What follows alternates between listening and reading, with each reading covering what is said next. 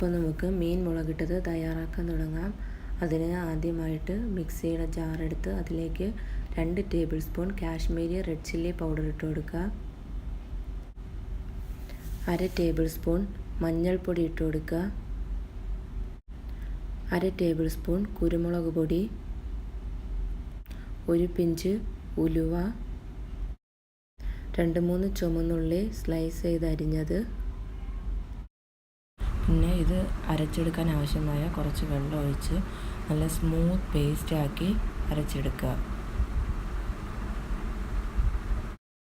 ഇതിപ്പോൾ നന്നായിട്ട് ഇവിടെ അരഞ്ഞു വന്നിട്ടുണ്ട്. ഇനി നമുക്ക് കറി എങ്ങനെ റെഡിയാക്കി എടുക്കാമെന്ന് നോക്കാം. അതിനായി ആദ്യം ഒരു ചട്ടി അടുപ്പിൽ വെച്ച് 2 മുതൽ 3 ടേബിൾ സ്പൂൺ വരെ കോക്കനട്ട് ഓയിൽ ഒഴിച്ചു കൊടുക്കുക. അതിലേക്ക് 1/2 ടേബിൾ സ്പൂൺ ഉലുവ ഇട്ട് കൊടുക്കുക. അതൊന്ന് ചൂടായി വരുമ്പോഴത്തേക്കും അതിലേക്ക് ആവശ്യത്തിന് കറിവേപ്പില ഇട്ട് കൊടുക്കുക.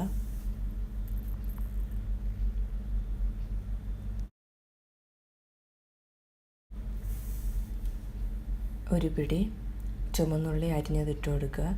നന്നായിട്ട് വഴറ്റിയെടുക്കാം. ചുവന്നുള്ളി ഒന്ന് ട്രാൻസ്പെറൻ്റ് ആവുന്നത് വരെ നന്നായിട്ടൊന്ന് വഴറ്റിയെടുക്കാം. ഇനി നമുക്ക് ഇതിലേക്ക് അരിഞ്ഞു വെച്ചിരിക്കുന്ന ഒരു മീഡിയം സൈസ് തക്കാളി ഇട്ട് കൊടുക്കാം. ഇതും നന്നായിട്ട് ഒന്ന് വഴറ്റിയെടുക്കണം.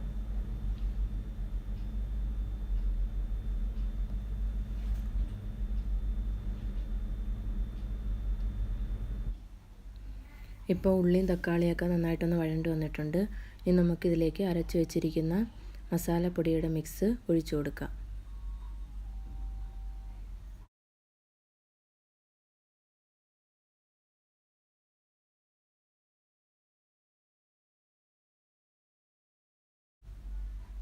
ഇതിലേക്ക് ഒരു 1.5 ഗ്ലാസ് വെള്ളം കൂടി ചേർത്ത് കൊടുക്കാം. എന്നിട്ട് കറി നന്നായിട്ടൊന്ന് മിക്സ് ചെയ്ത് കൊടുക്കാം.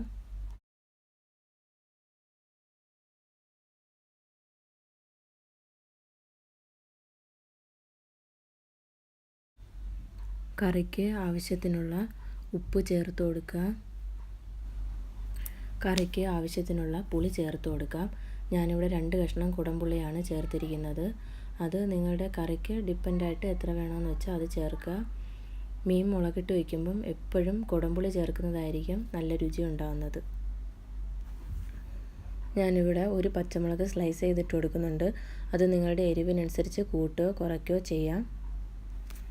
ഇനി കറി നന്നായിട്ട് തിളയ്ക്കാൻ വേണ്ടി വയ്ക്കാം. ഫുൾ ഫ്ലെയിമിൽ തന്നെയാണ് വെക്കേണ്ടത്.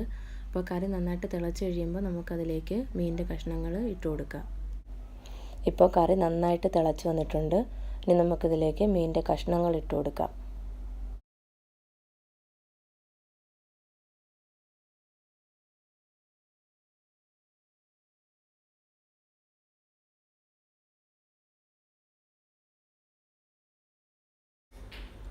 കറി നന്നായിട്ട് തിളയ്ക്കുന്നത് വരെ ഹൈ ഫ്ലെയിമിൽ തന്നെ വയ്ക്കാം.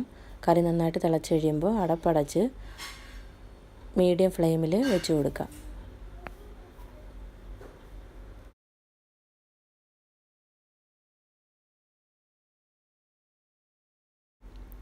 ഇപ്പോൾ ഒരു 10 മിനിറ്റ് കഴിഞ്ഞിട്ടുണ്ട്. നമുക്ക് മീൻ പൊടിഞ്ഞു പോകാത്ത രീതിയിൽ ഒന്ന് ഇളക്കി കൊടുക്കാം കറി. ഇപ്പോൾ ഒരു 5 മിനിറ്റ് കഴിഞ്ഞിട്ടുണ്ട്. ഇപ്പോൾ എണ്ണയൊക്കെ തെളിഞ്ഞ് കറി നല്ല കറക്റ്റ് പരുവത്തിന് വെന്ത് വന്നിട്ടുണ്ട്. നമുക്ക് സ്പൂൺ ഇടാതെ ചട്ടി ഒന്ന് ചുറ്റിച്ചെടുക്കാം. ഇനി ഫ്ലെയിം ഓഫ് ചെയ്യാം. ഇനി കറി നന്നായിട്ട് തണുത്ത് കഴിയുമ്പോഴത്തേക്കും കറി ഒന്നും കൂടി ഒന്ന് കുറുകും. അപ്പോൾ ഈ പരുവത്തിന് നമുക്ക് ഫ്ലെയിം ഓഫ് ചെയ്യാം. രുചികരമായ മീൻ മുളകിട്ടത് ഇവിടെ റെഡി ആയിട്ടുണ്ട്. നിങ്ങൾക്ക് ഇഷ്ടമായെങ്കിൽ ലൈക്ക് ചെയ്യുക, ഷെയർ ചെയ്യുക, ഫീഡ്ബാക്ക് അറിയിക്കുക. സബ്സ്ക്രൈബ് ചെയ്യാത്തവരുണ്ടെങ്കിൽ സബ്സ്ക്രൈബ് ചെയ്യുക. Thank you.